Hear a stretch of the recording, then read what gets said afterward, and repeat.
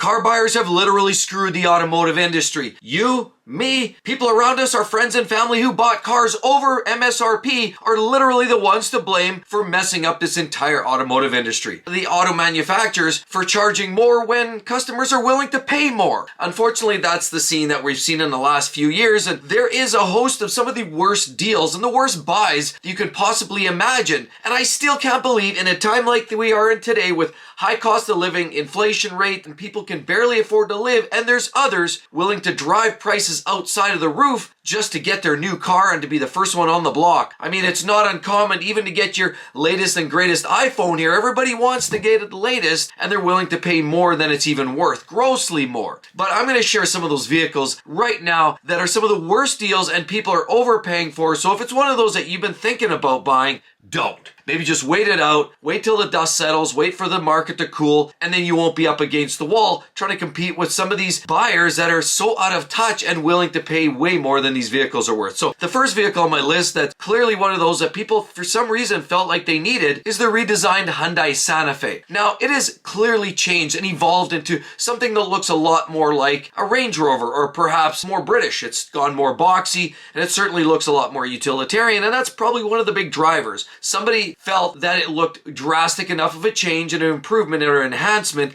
that it was worth spending extra over MSRP. As a matter of fact, the Hyundai Santa Fe XRT stickers for about $40,600, but people are paying about $43,260 on an average transaction, which is over $2,600 above sticker price. Why are people doing this? I know, first one to the punch, but you're overpaying for these vehicles, and all this does is continue to reinforce to the OEMs that they can charge whatever they want because they're going to get it for some hot, new, innovative product. I personally say leave it, let this one sit, lot rot, and be done with it. Find something a little bit more interesting. There's another car, and I kind of get why people are buying it. It's much fresher than the older outgoing version, and it's from a brand that everybody trusts. For the hybrid, they all trust this particular manufacturer, and that's Toyota. Yes, the Prius is the next one in line that people have been grossly overpaying for. The XLE all-wheel drive actually stickers for about $32,795, but people have been way overpaying by about $2,169 to an average transaction price of $34,964. Again, another one of those vehicles people had to wait a long time for, so in some cases if they're competing with somebody else, they felt like they had to put a little more money on the table just to get their car in time. But I still strongly discourage any of this because this is the very thing in the action that's driving these car prices up through the roof. Another one that's been a hot topic, we talk about pickup trucks. You saw my video earlier in the week. I'll share you that link as well over there at the end of the video, but it's the Ford Maverick Super Crew XL. And of course, it's a hybrid listed at about $23,815 with an average transaction price of $25,691. So clearly up a couple grand. People are overpaying because they don't want to spend the $60,000 or $70,000 for a full size.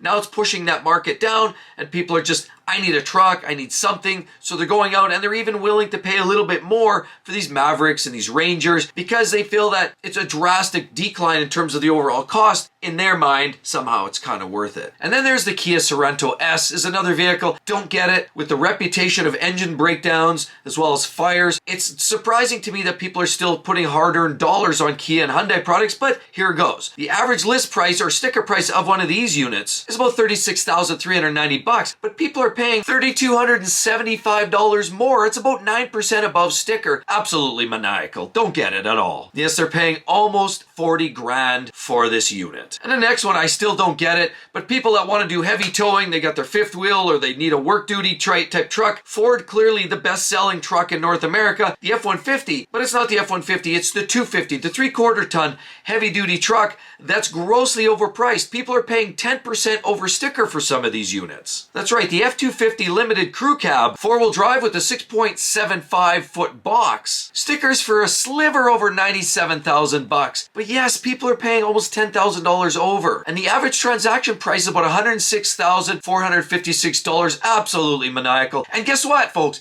That's not even out the door price. You start adding on all the extras and the duties and the fees and all the other activities and costs that go before as well as taxes, and you're spending an astronomical amount of money for what is equivalent to a mediocre quality pickup truck by Ford. Another one is the Kia Sportage LX Hybrid is another popular one. Again, hybrid vehicles do seem to be bringing up the rear. Not everybody wants to get EV.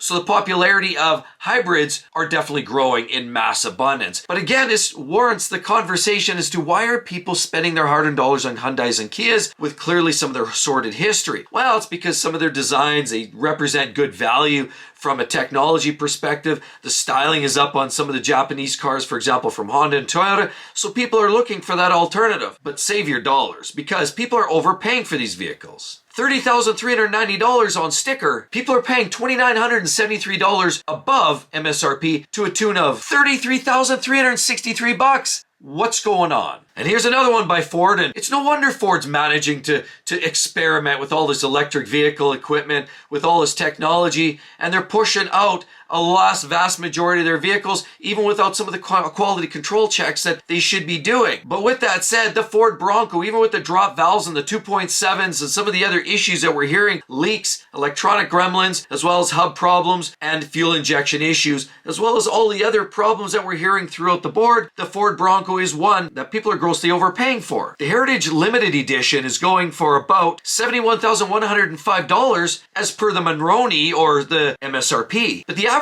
transactions all the way up about $70,500, which means people are overpaying by $7,321 or about 10%. I don't get it. The bugs aren't worked out. I get it. It's a unique looking unit. It's a good opposition to the Jeep Wrangler. And of course, they're going head to head. But neither the Jeep Wrangler nor the Ford Bronco are quality built units. But people want that, the perception of quality off-roading machine. I don't know if these are built to task. Try a Land Cruiser. They'll hold up for the test of time over these. And so the next one is another surprising one. And clearly another example of how Ford is making money. Somebody's making money and it's sure not me. But this is contrary to what we're hearing in the industry as to the fact that Ford is not selling enough of their electric vehicles. The Mustang Mach-E is the next one in line. While they're not selling a lot, the ones that are selling, buyers are paying way too much for those vehicles. And how much? The all-wheel drive Mustang Mach-E stickers for $46,000, about $500, and people are overpaying by $5,500, 12%, everybody, all the way up to about $52,000 out of your pocket. And that's not out the door either. That's strictly before you start adding taxes and extras. You're going to pay probably closer to $55,000, even $60,000 if you get in front of one of those really aggressive shark-like dealers. Another one, for some reason, here we go talking about the trucks. Why people can't afford the big trucks, they start going to little trucks. Ford again, making extra money on their Ford Ranger XL two-wheel drive Super Crew. Yes, it actually has the 5-foot box. And $32,670 MSRP seems like a reasonable amount for a decent sized truck. However, the average transaction price is about $36,812, which is a little over $4,100 above and 13% above MSRP, strictly because people are now desperate. They can't get that high-end dollar full-size pickup truck. Now they're somehow okay in overspending on the smaller truck. This is what's starting to happen. It feels like it's a little bit of intentional by design, doesn't it? But this is a sad state of affairs, everybody. These are the folks that are overpaying, are clearly driving the market to this place of being absolutely nuts. Here's another one by Ford. This is starting to get really old. Clearly, somebody's making money. And well, we know, talk about the Rams. They're having to sell some of their trucks below sticker. They're not selling. Clearly, Stellantis has missed the boat. Ram and Stellantis can't sell. What we're seeing is Ford selling an F-150 XL two-wheel drive regular cab and a 6.5-foot bed. Means this is the type of truck a lot of people are obviously using for work and possibly construction duty. So it's a popular unit and people are just buying as they can get their hands on them. And while the sticker seems reasonable at $36,570 base MSRP, people are massively overpaying for these trucks too. Just, I guess it's supply and demand, but this is one of the worst deals on the market because $4,862, which is about 13% over sticker, is what people end up paying for the average F-150 regular cab two-wheel drive truck. I don't get it. So unfortunately, I don't know what to say. If you're looking for a truck, if you're looking for a Ford, maybe try a different brand is what I would say. Because people are paying too much for these Fords. That's clearly a bit of a theme. We've got some other vehicles in there as well. Hyundai, Kia as well. A little bit of a Toyota action. But the bottom line is, why are we paying over? I mean, Rams underpriced, obviously, in some of their vehicles, even though they're grossly overpriced. We know that. They're way more than they should be because Stellantis have been cranking up their prices over the last 3 years, and now we're seeing 30 or 40% increases in those last couple of years. And same with Ford, but for some reason, people are okay with paying that much for a Ford. I don't get it. To me, those trucks should be 50% off MSRP. Tell me what you think in the comment section below. And with all of that said, be sure to check out that video. You're going to love that. what's going on with GM and why customers are mad. Hope to see each and every one of you on the next one. We'll see you real soon. Bye-bye.